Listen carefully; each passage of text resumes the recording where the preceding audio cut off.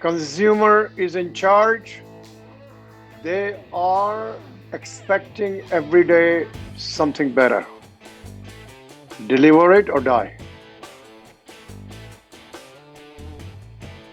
Welcome to the Post Podcast, Ram, and friends and our listeners and viewers. Today we have with us an amazing guest when it comes to understanding the nuances of competitive advantage. And Ram Charan, so he is an expert and he's been assisting a lot of CEOs of large and mid-sized companies and helping them understand the nuances of competitive advantage. So if you're here to understand and learn where the world is moving when it comes to defining your edge, this is the right place. So Ram, before we jump into the meat of the stuff, walk to us about your journey. What brought you to the world of competitive advantage and helping businesses out? Yes. So, Vishal, I got a lot of learning at the age of 10 in my shoe shop.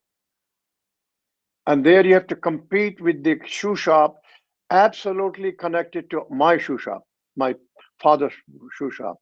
And there you have to fight for each customer and each transaction. So you learn how to listen to a customer. From then on, my instructors told my father I should go to engineering college, which I did. From there, I went to Australia, worked in a company full time. From there, I got admitted to Harvard Business School, master's, high distinction, top 3%, doctoral degree, taught on the faculty, and I was teaching what they call business policy, which has the competition as a major part of it. So I've been doing that since 1967, and then I began to get invitation by companies. And the key thing is how do you create value for the customer and value for the shareholder both? In doing that, first mindset is what the customer will need, give it better than anybody else, and the customer values that better. That's competitive advantage. What is different since 1997 and before is the speed, is the innovation for the customer. In the past, it was static, low speed, and most of the people paid less attention to, please note, individualized, personalized preference by the customer. In the past, it was mass marketing, mass advertising, mass production. And what changed it in 97 is the application of the browser and the internet with the 100-year-old technology of machine learning by one entrepreneur who took all that from the defense industries and Wall Street and created what is known as Amazon. And that became from a very small shop to a big giant today over a period of 20 years, roughly, and has created extraordinary value for shareholders and extraordinary preference by the consumers. To do that, you got to innovate every day. So today, Amazon creates 300 applications per second. But in 1997, it's a small shop of 4 or 5 people.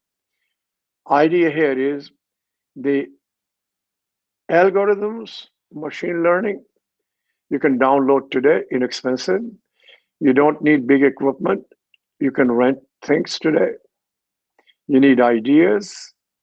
You show proof of concept. There's enormous amount of funding available for you to take off.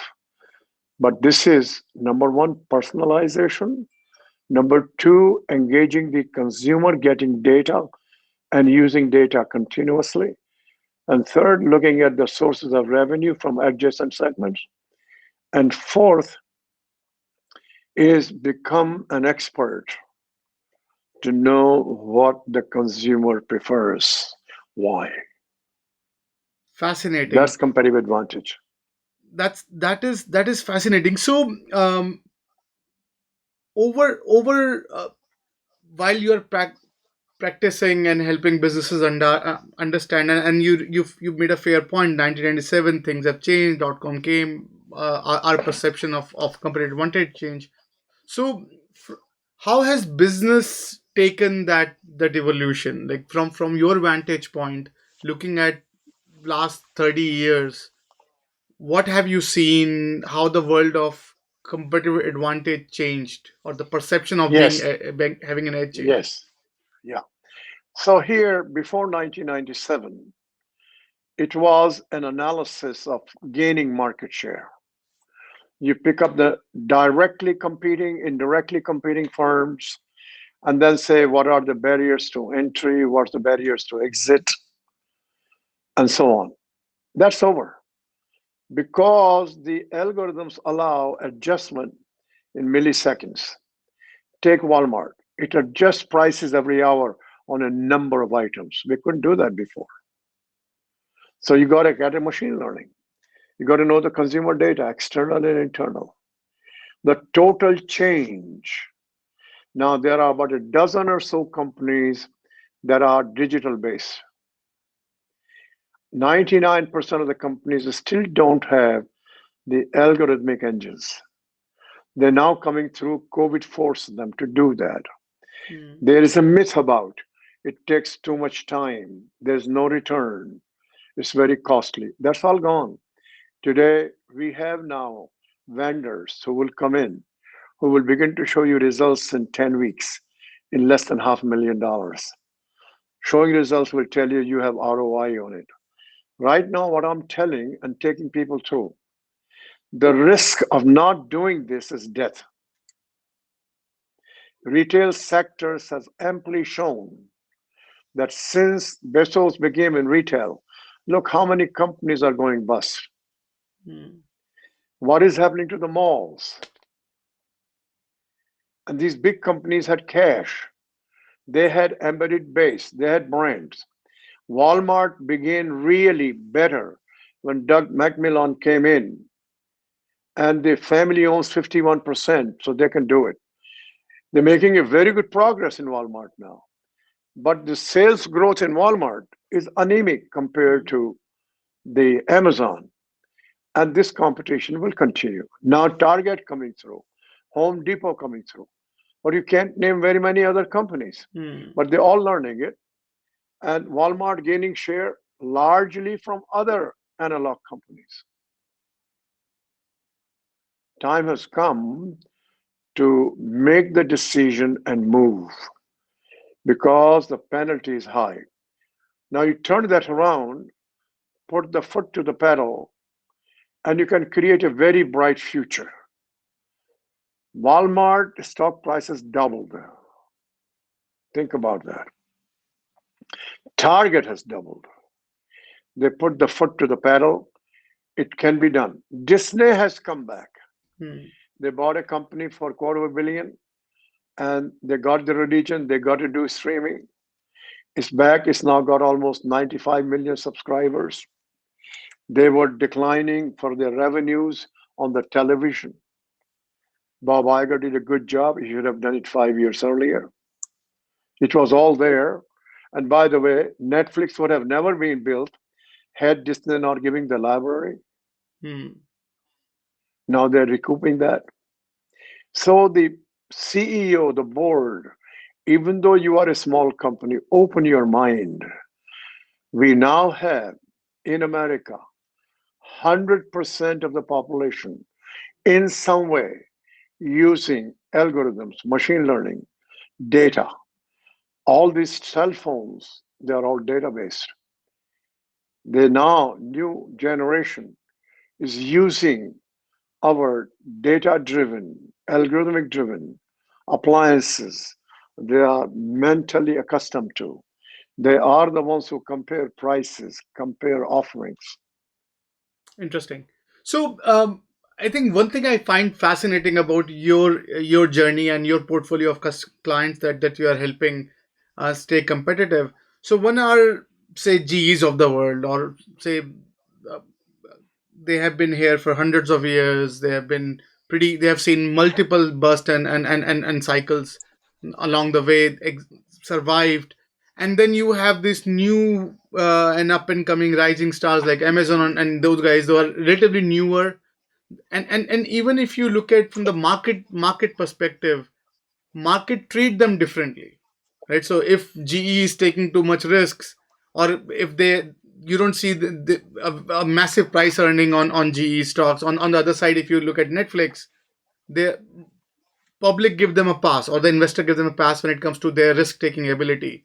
So when you're helping, say, businesses who have a legacy model, who have been there for quite some time, and now getting into this digital disruption, how do you explain them that Yeah, how, yeah, how can they prepare yeah. themselves? So first thing is that I explained to particularly two people, CEO and CFO. And we say that you have to show to your shareholder how you're going to create value, market cap. And the market cap, how you're going to show speed. And to do the market cap, you need revenue growth that is profitable. So now we say you have a value chain end to end, supplier, your own area, and then the customer. In between you and the customer, you have distributors. So we build first the database. So we create single source of truth first. Hmm. That can be done in 10 weeks. And then we show them how to use to create more revenues. How do you use the data to create growth in revenues? How do we use in data to create innovation for the customer? We do this first as a pilot so they can bite it. We got the people to do this. And once they got the confidence, then we have to get a larger group in the company because they will always be skeptical. We have been doing these things for years. Can this data be relied upon? So you run that in parallel. And when the confidence is built, then it goes forward. It's slow, but when they pick it up. So it is smallest companies as low as 24 million to as high as 100 billion. And so 100 billion companies creating their own internal mechanism, like a JP Morgan, like a Bank of America. It's good they're doing that. Like Walmart is doing it. Walmart bought a company, and that company person has done it before for Amazon. And this company, they put them into high gear to put what Amazon doing it. Many things Walmart is doing is basically what Amazon is doing. Walmart has an advantage to use these stores as the pickup places. So they're leveraging that. Very good news. But they are getting very similar to what Amazon doing. Walmart is very high, very large size on roughly 550 billion. Amazon is around 400, but Amazon is growing at 25%. Walmart is less than 10%. So it's going to catch up in 3 years or less. Interesting. And I think so. Walmart is a very good example, right? So Walmart, they are in the retail. They have been pretty data savvy to begin with. Their culture has this idea of uh, saving money with data. So pretty steamed up. And say when you talk about I was talking to one of the world's largest industrial manufacturer, and he was sharing me about his pain. And so he was telling me, Vishal, we get talent with this new reality of using data effectively, using this new paradigm of work effectively. But when we bring them on board, how we function, we are culturally so different from where these people are coming from, that many times they feel clogged and choked, and they Yeah, end up they end up quitting. So yeah, how do you suggest these companies to transform in this new excellent, reality? excellent. So I give you two or three ways to do that. I've been doing that. In this particular case, Vishal, the CEO and the CFO and two or three other people in the top team have now agreed to do this. If they don't agree, it won't happen. Mm, mm, That's the commitment. mm, And they also have somebody that who is willing is the CDO, Chief Digital Officer, or Chief Technology Officer. If you don't have that team, it's not going to work. Now we say this way. I did in one company. I said, consider this is a large manufacturer. So we say, I want you to pick 2% of the people who have 98% of the impact. It's usually about 50, 60 people. Mm. We're going to organize them. I will do a half a day teaching to them, no more, just to get them. And I'll get the CDO to work with me that what algorithms can do, not what algorithms are. We can clarify, but what machine learning can do for the business to increase revenues, to increase margins, to increase cash flow, to serve the customer better, create a customer preference. We do this homework on that. So people say, yeah, that's credible, but they don't know what the algorithms are. So then we say we're going to take, in this case, for 50 people, we're going to split them into 8 teams, cross-functional, cross-unit. And they're going to get 6 weeks maximum. Each team is going to examine a part of the whole value chain. And they're going to come up with one idea that should be digitized. They did. Mm. Some came with 3, very specific. I created template. So they now got into the operation, and in each team we assigned an IT person. They went meticulously because the top team is going to review them. Say, what resources do you need? They can get you some small vendors to work with you. And we have chosen the projects now to go in. So the cultural commitment came out from those 2%. And the energy in the company moved. Please remember one thing. The people in the middle are saying, why did it take you so long? Mm. They can't wait for it. They want it organized. They want education. They want simple wins to show that. And then we're now proceeding on a pilot basis, doing small bites. You see, in every case, nothing is going to wait more than 10 weeks. Interesting. So, Yeah, I'll give you one. There's a company in India called Larsen and Toubro. This is about 4 years ago. New CEO came from inside, aggressive, fantastic CEO. So he gets a team of 10 people. These 10 people look at the data of 3 years of suppliers. They buy something like $6 billion of merchandise every year. I met the team. This team did the single source of truth. They hygiened up the data, did that by hand, did the coding, standardized. It took about a year and a half. Then they put them into action. They save $600 million a year. Tangible benefit. Now, the Larsen Toubro bought a company that does this kind of work and build as a line of business. But we need the commitment of the top team, and we create socialization and get the people to say, you don't worry about the algorithms. You spend your time what needs to be improved, and algorithms is a tool. And we're going to give you a tool person with you who will open your eyes. If you do this, what will happen?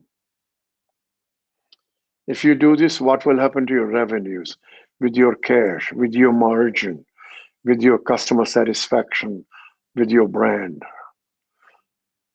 And that's how we have done in a couple of companies. It moves very fast. interesting. And I'm curious to know. So you see writing on the wall. Say if you're dealing with a company and you see writing on the wall, you understand there's a clear systematic issue that this company needs to go through to transform and understand this new reality, and they are stuck. They're stuck with their cultural paradigms. So I wonder what are some of the tricks that you have used, because we hear about leaders a lot, many leaders who talk about not able to get through the viscosity of the culture of an organization to make a Great point. change. So Yeah. yeah. So that's why the first item was 2% of the 98% impact. Find those people. You're going to have sessions with them. They are influencers by definition. See what is their need. They are the cultural modifiers. what decisions they are in, where these decisions need to be put to the machine learning. That's the mechanism. It's in my book, Talent Wins. I wrote with the CEO of McKinsey and vice chairman of Korn Ferry. So you don't do the whole company. You cannot. You got to go where the most critical decisions and most influential people. And they're legitimate, they're respected, they're influential. See, the resistance is not by 100% of people. Partly they don't know what it is, partly legitimate skepticism. Could data really do that? So we done in parallel to show them. The most difficult part, if you have the top layer of 20 people, next layer is 100. The greatest resistance is in the 120 people. And the news is people know who they are, and the CEO has to deal with them. It's not in the middle. Interesting. And what about the those leaders? So who understand that the market's perception of how they should be played upon in the open market is different from, say, some other company that they're trying to mimic the model for. So if GEs end up, so they cannot take be seen taking too much of random risks compared to Netflix or some other company. So how do you figure out how much what you're doing is too much or too little? No, it's a great point, Vishal. So you like the best thing is the Walmart. So Walmart actually had begun to do digitization in 2000, but it got somehow not gone very far until Doug McMillan came in. He bought a company who does it, 3.2 billion. Publicly stated, all there, people understand it. And you got to build slowly initially, which he did. And now it's all transferred into the core of Walmart. So they are not there because there is a benchmark against Amazon. And so we say, how's your revenue growth? Is it improved? Yes. Is it 25%? No. So this year, Walmart is spending almost 12 to 16 billion dollars for infrastructure. Amazon spends more than 50 billion. And the CEO announced that our results for the year might be flat. The stock price declined. Now the first quarter showed they're not flat, they're very good. The stock price is coming back. So the key is that the top management always set goals. How are you comparing against the goals? So in e-commerce, Walmart is doing very well. It's the high growth rate. But the largest part of their business is through stores, which is very good. But the stores have a limited capacity. And so that growth is limited. E-commerce growth will drive the growth in the stores. Interesting. So I'm curious to know your perspective on your understanding of competitive advantage when the pandemics or something like external forces are going around you that is rapidly creating rifts that's beyond your control. So what would a company do? I'm curious. No. See, we got to change our mindset. The only judge of competitive advantage is the preference by the consumer. You get to know that. You need to anticipate. You may have people coming totally outside your industry and work backwards from there. And it has to be earned every day now. Take Amazon.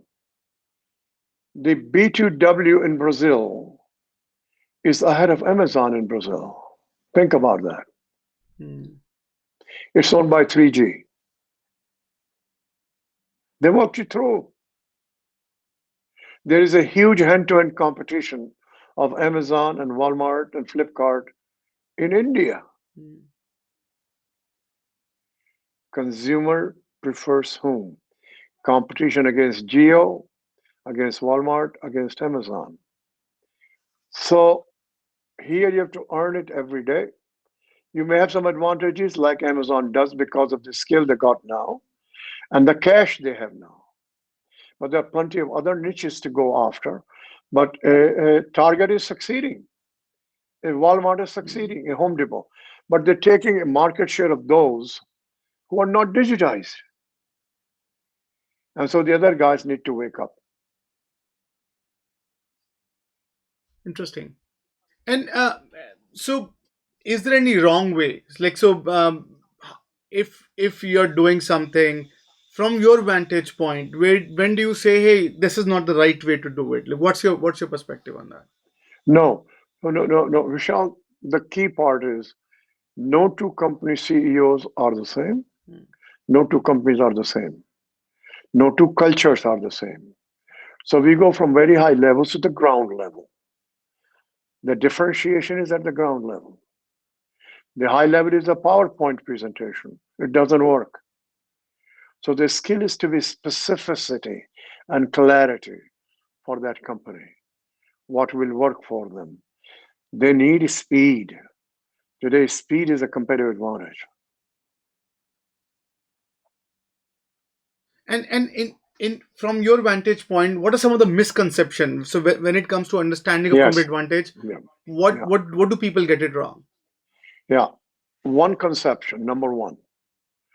I have hardware on a big plant, big stores, competitive advantage. It's not, it's insufficient. It is data and its use, and it's an ecosystem. You have multiple people on your platform. It gives you flexibility. You can change prices at will, respond right away. Many of the CEOs have not experienced that. Number two, many of the CEOs have not gone directly to the consumer, directly without the layers, living with them. A company like Procter and Gamble requires people to go and live with the families. Unilever does it. Colgate does it. That has to come. People have been lost in pre-COVID in the numbers only. That's in, and they got to go to school. There's a company in Boston that goes to MIT with the full team, management team, 1 day a month. You learn it, you do it, figure this out. So those are the things. The conception, all developed before 1997, did not take into account the speed of change, the personalization, and the machine that does that personalization, and that it creates what I've come to call concept of increasing returns. All hard asset companies are on concept of diminishing returns. The management needs to learn that software in front causes increasing return concept. Interesting. So from your vantage point, so when we talk about say competitive advantage, so is that what differentiates you from the competition, as the name suggests, or is it how you are mesmerizing your customer? So from your vantage point, like, is it comparative feature, or it's your ability to do your job better? No, Where do you see? no. There's a different reference point. In the game of speed and personalization, your first focus, how to create value for the customer. Second focus, is it better than competition? Not the other way around. When you go back all the theories that we had in 70s, five force analysis, strategic intent, core competence, they do not have what we create for the consumer and also create for the shareholder at the same time. And is it better than competition? That personalization did not exist. So the old techniques are over. Interesting. You should unlearn those. They were good at that time. Hmm. The core competence of many of the incumbents is obsolete. It doesn't work. It will kill you if you get hung to them. because the core competence is based on slow speed. Hmm. They're not agile. Stick to your knitting was good then, but in this hyper speed, that knitting may be obsolete. Just think about delivering in one day. That did not exist before. And free at cheaper price. And the company that does it earns a ton of cash every day. But they don't show that in gap accounting. Cash is cash unless there is a fraud. Gap accounting is a destroyer of mindset Hmm. because it misses the relationship of P&L and balance sheet. Amazon, more it grows, more cash it generates. Think about that one. It has a hoard of cash. Now it is investing 50 billion minimum. If they invest properly, it's going to create growth, isn't it? So the way invest money, they link to the increase in revenues. Most companies don't do that. Hmm. It is directly linked to either cost reduction or revenue generation. It's a discipline. We didn't do that. That's a very interesting point. So, in data world, so we talk about art of doing business and science of doing business, right? So there is so data. If you're relying too much on data, you become slightly more predictable, right? Because your decision making is based on data, and data is again there's a very structured algorithms that are defining it. But if you look at businesses in the past, they were in some ways an art project, right? So how they do business, how they wow their customer, there's an art and a science to it. So when you hear the word data a lot when it comes to the context of business and going future and all that, how what do you think is from your mindset how it's impacting the competitive edge, or how much of competitive edge is science and how much of it is arts? Like I'm curious to know from you. So, number one, asking the right question from the data is an art.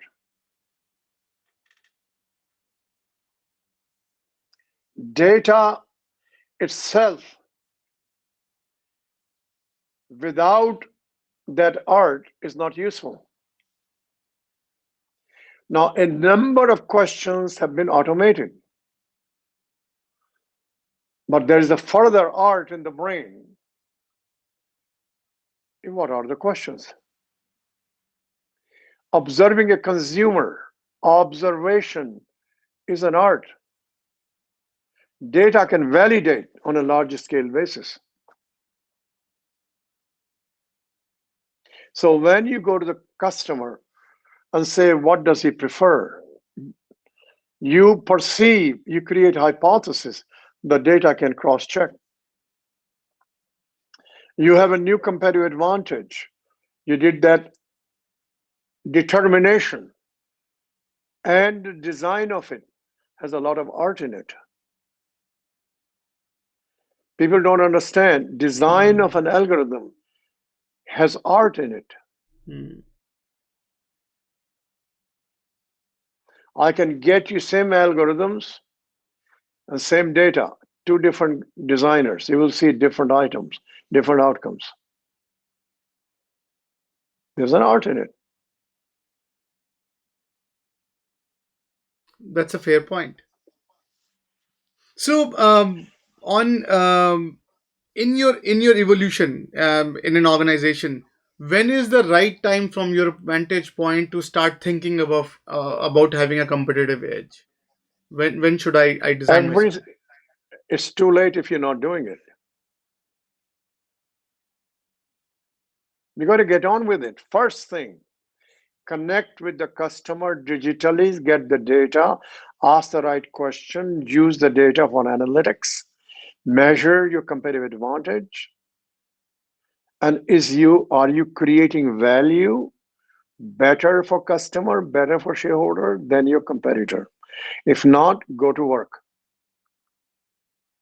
because the speed is running very fast. I'm curious. So when you're consulting these executives of large companies about um, transformation, what are some of their fears? Uh, Yeah, first thing I want you to know, Vishal, I don't use the word transformation. I said throw it out. It's a buzzword. You're at 100,000 feet, it doesn't do anything good. Interesting. Let's talk about how do you create value for the customer and create market value for the shareholder. Let's work backwards. And then say, what's your goal for market cap, revenues, margins, cash, etc.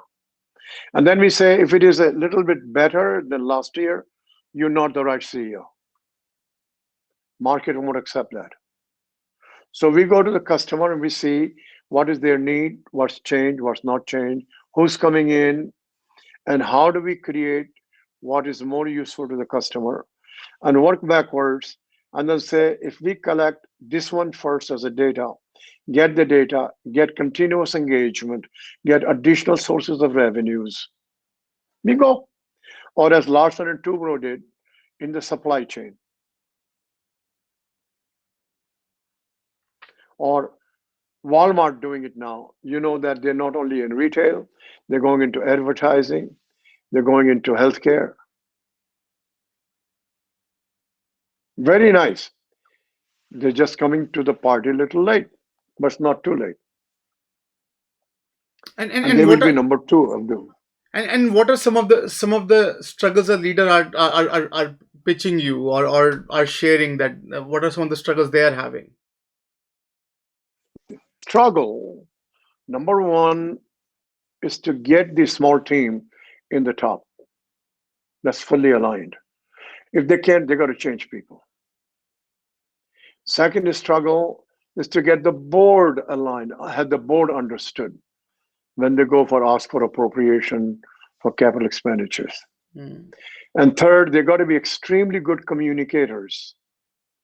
But one thing is not negotiable, and that is a great competence in Jeff Bezos. Maniacal focus on the customer need. Customer faster, better, cheaper, convenient. Many times has been opposed by his people. He wants to give the delivery in one day. It costs too much. He overrules them because he has a strategy. He just bought MGM for roughly little less than 9 billion. He's going to give that free to Prime. You have 150 million people in Prime. Competition can't do that. Now, people love it.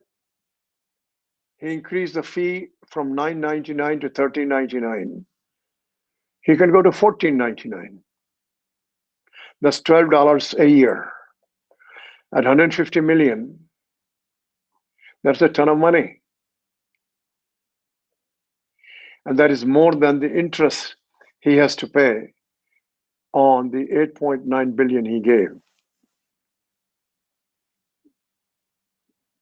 So it's this new model Hmm. of business. Have the people focus on the new model of business and new strategy.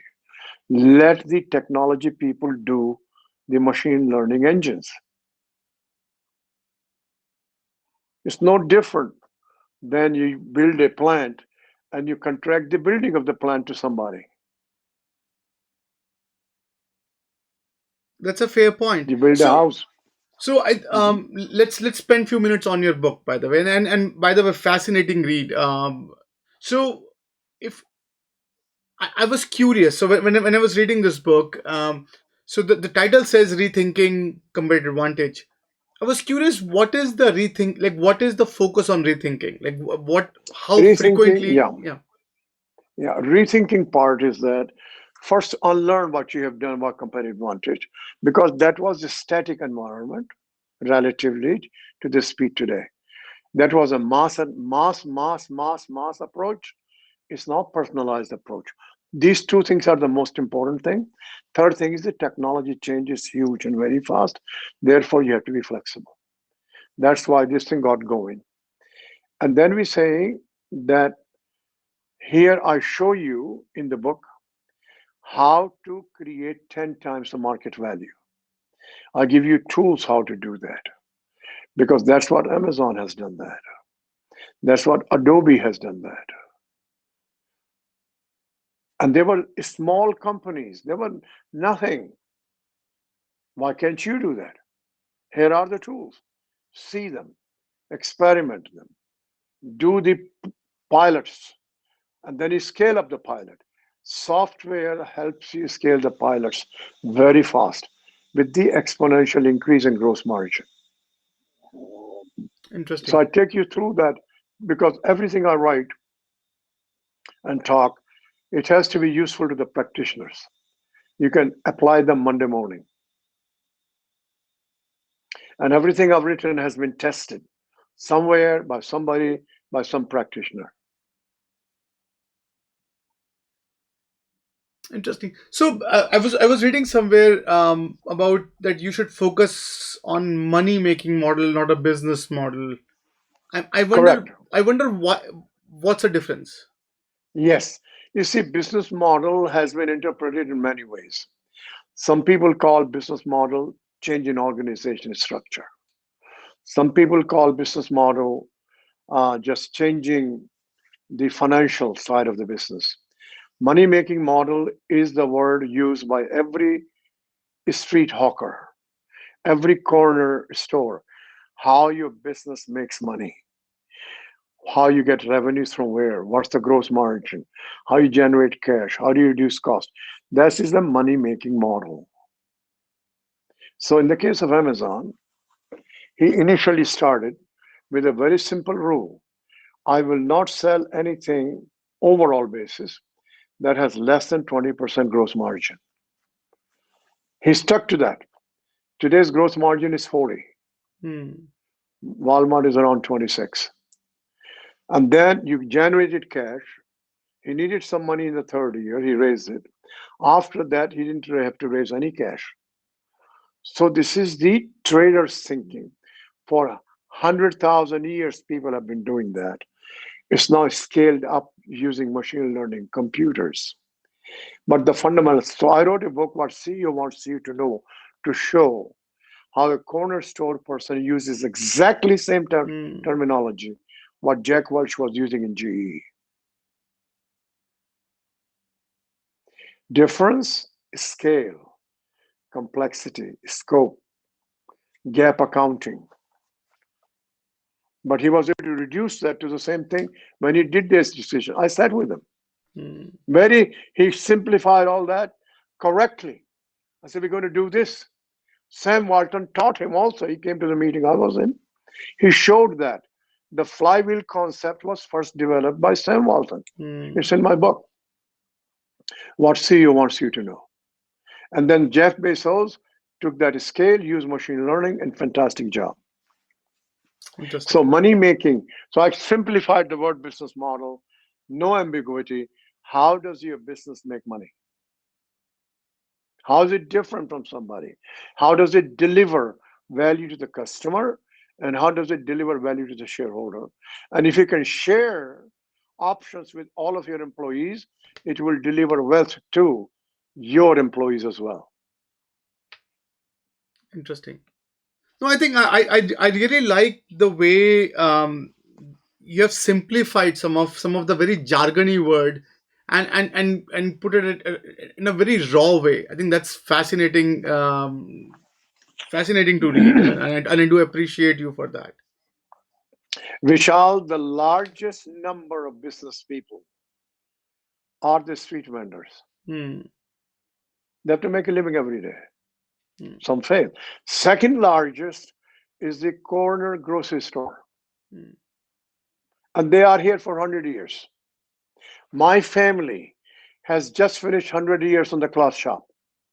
Wow. My shoe shop where I was trained has just finished 75 years. Wow. You have people in Sweden, 400 years. Hmm. They make a living, but they know the customer. They know the money making model. They measure by cash, not by gap accounting. Gap accounting is a number. Hmm. And we have seen people showing increase in EPS and going broke. It's- It's true yeah. because they did not connect with the balance sheet. Most companies do not have internally training.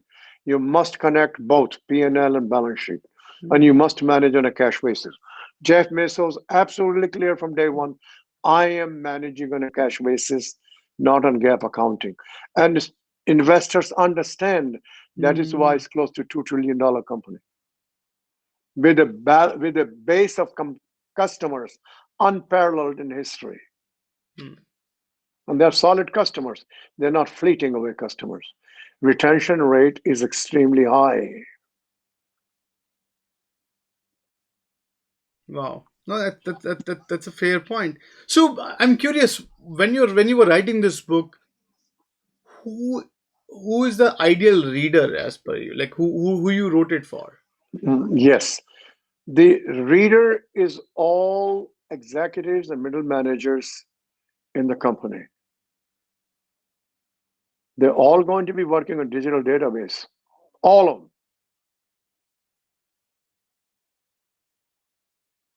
You see, I was approached by the publishers. You say the work of competition in 70s, 80s, 90s is obsolete. We Hmm. choose you to put a competition book. That's how Hmm. this came. Interesting. Yeah. Random House came to me and they said, all other is obsolete. We are choosing you to put this. It took us 3 years because we kept searching, kept searching, kept searching. No, I think the way you describe it, it's pretty raw. I think what I found, I'm basically repeating my saying, but it is, as you rightly putting out, many of these things are have been tried and tested on streets. You look around and you see, Exactly. so you don't have to Exactly. really innovate something. People have been doing it forever now. Exactly. Vishal, I want to tell you one thing. I'm a very lucky man to be able to work with CEOs one on one, long term basis. I go to their house sometimes on the weekend and get to know, and vice versa. You know what? These people have an amazing skill to take complexity, crystallize it to concrete priorities. And the language is non profane street language. Hmm. And Jack Welch used to tell me that people make things complex.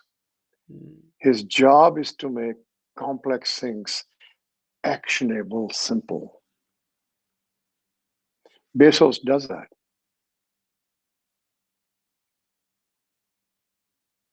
And they look at those specifics, those details that have direct impact on creating value to the customer and to the shareholder. One day, it is publicly known, one day in a meeting, I was not there. Hmm. He asked somebody, how long does it take from the time a call comes in by the time you respond? Hmm. And the guy gave some number. Hmm. So he picked up the phone and became a customer. He showed the discrepancy what the guy told him and what was the reality. And this is in front of a team. And he showed you don't know what you're talking. Responding to a call is a customer satisfaction. Hmm. True. So they have a meeting every 2 weeks, 62 pages of metrics, and the algorithms identify the anomalies that are the fast farthest deviation, Hmm. even though it may be one. And then somebody is assigned to see the process that made that happen. Think about the customer satisfaction thing because the data is there. That's execution, data-based execution. Interesting. So if I would ask you the future of competition, like what, how would you, how I'm curious, how would you put it? Very simple. First, the mindset, consumer preference backwards. Figuring it out, a business money making that creates shareholder value. Number two, you work for the consumer. What's the new innovation? How fast it is. Number three, you must create an ecosystem partners who will create scale for you, innovation for you, data for you, and vice versa. And then say, what's the differential of you with somebody else? Right now, you don't have in America Hmm. equal weight size giant to compete. Hmm. Closest coming is Walmart. Hmm. It's going to take some time to get there. But meanwhile, Amazon would have. So I'm predicting, and you can keep that as the prediction. Hmm. In by the end of 2025, Amazon will be operating at the level of $1 trillion in revenues Hmm. with 40% plus margin, gross margin, and a ton of cash. It's totally predictable. I'm not predicting stock price. Hmm. The fundamental basic money making engine is in place today. You have a new CEO who knows what he's doing. He's going to bring new energy. Bezos is going nowhere. He's still the chairman. He will have ideas. Interesting. No, I think that's fascinating, and thank you, Ram, for walking us through and understand, helping understand the the competition landscape. So now I want to take a few minutes of your on a segment we call it rapid fire, because the idea is to how this work is I'll usher something and just tell me what comes to your mind, one or two sentences that Sure. comes. And I think I think so far you have been amazing playing rapid fire since, but you're doing a great job, and thank you so much on that. So let's talk about so future of work. Reshape it. There's nothing permanent. The key thing to remember, work has to be energizing. We need to fit people's aspirations to the work allotted. I have a company, I'm on the board in Canada. It's a startup company. It's operating. We got 2,500 people now. And there we arranging the HR system to know what you, Mr. want to do, why you want to do, what are your skills, and see if we can tailor that. When you do that, you know what happens to the productivity and the energy Hmm. and satisfaction. You go to human endeavors in arts, people figure out which part. You go to sports, not everybody's going to be a pitcher, orchestra. Technology. Technology is a very broad word. The most critical thing is to scan every day. For example, yesterday in my scanning, we now have a technology in batteries from liquid electrolyte to solid state. It's now happening. It has to scale up. Once it is there, it will change the world. Learn it. Leadership. There are leaders who are not executives. There are executives who are not leaders. There are people who are leaders and executives, but not business people. They have no clue what business is. Competition. Know the customer, find out what he prefers. Partnership. Create win-win situation. Capitalism. Capitalism is a freedom for somebody to prosper, initiative, You have an idea, you can win in America so long you're resilient, driven, funding is available. Good business. That serves customer, has ethical, has values, and creates shareholder value, even though initially maybe losing money. Bad business. Unethical, cutting corners, cheating its employees, Enron, fraud. Competitive advantage. It's not sustainable. Only thing sustainable is people who create it every day. One thing I misunderstood about competition. Either misunderstood or fearful. When Microsoft was great, it is still great, by the way, but there was no competition. People feared and didn't do things. But competition is driven by human beings. You better know the human beings of your competition. Thank you so much. Thank you for playing that. Now we're at the tail end of the conversation, and I want to spend few minutes on your journey. And we ask all Mhm. of our guests to share. So we ask all of our guests to talk about things that has helped them become what they have become. So what are Mm. some of the qualities that you would define as a source of what you have become? Mine was a very simple one,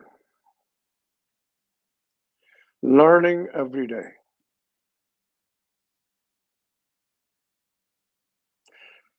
I was not driven that I have to be somebody. It's true. I'm not somebody now, but any progress that has come has come from that principle. Until 1998, I really essentially wrote no book. Now I've got 32 books. Even the Harvard Business School professor used to tell me, you can't write a book. I said, I don't want to write a book. So one day I was teaching at Ford around 97, and the CEO walked into the class at the end. The class went quiet. I finished. He came around. I know who he is. He doesn't know who I am. He said, I want that book. I said, what's your book? He said, what you were teaching. He calls his HR person, David Murphy. He said, David, give him whatever he wants. I want that damn book, and walked away. I wrote that first book for Ford. Million copies. It's called What the CEO Wants You to Know. And then I just went on writing books. So I've written front page cover articles for Fortune, front articles for Harvard Business Review, zillions of them. On the topic of books, what are some of your favorite books? Well, clearly the execution. But the most important book is What the CEO Wants You to Know. It should be read by every salesperson, every technology person. It tells you how you make money in a very simple, practical language and compares it with the largest companies that use exactly same mental thinking. And they reduce complexity to the same things. Hmm. And from the genre that's not written by you, what are some of your favorite reads? I'm curious. Say it again another way. Sorry. Please say it another way, same thing, So same question. what are some of the books that are not written by you? Like what are some of your favorite reads? Oh, yeah, yeah. Well, I was in Australia at the age of about 20, and I began to read Peter Drucker. There is a great book just come out, and most people will disagree with me. It's by Brad Stone on Amazon, Unbound. I believe this is the best business book on the planet today.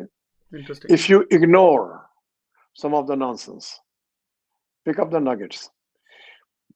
Bezos is the best businessman on the planet today. Businessman. I did not say leader. I did not say executive. I did not say entrepreneur. I did not say digital guy. He may be. Business skill is different. There are many consultants who do strategy, but they're not business people. Mm. There are great business people who could not do strategy.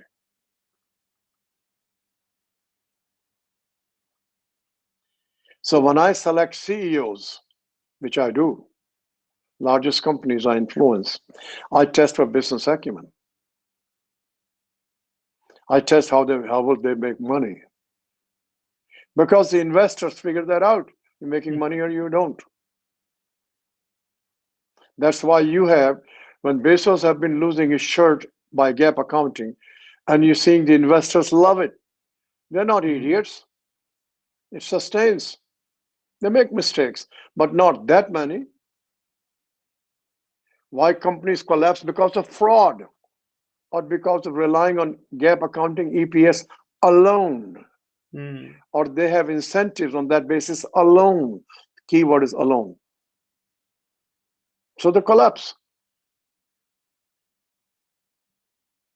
Interesting. So, last but not least, if you want our listeners and viewers to take away something from this conversation, what would that be? What would be your parting thought to our listeners and viewers?